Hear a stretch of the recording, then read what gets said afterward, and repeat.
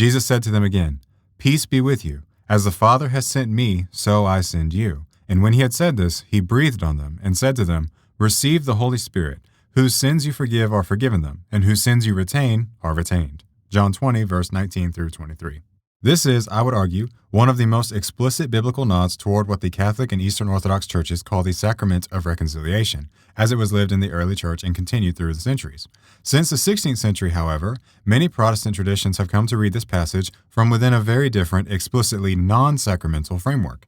That doesn't mean Protestants don't take sin or forgiveness seriously. It does, however, mean that they often approach this text with different assumptions about how Christ chooses to apply his forgiveness through the church. Today, I'd like to explore some of the main ways John 20, verse 23 is interpreted, and then make a case for why the historic sacramental understanding best fits the text itself, the early church's practice, and the larger biblical story. Before we get started, since there's a great deal of misconceptions surrounding this issue, I'd like to take a moment and briefly define and clarify terms.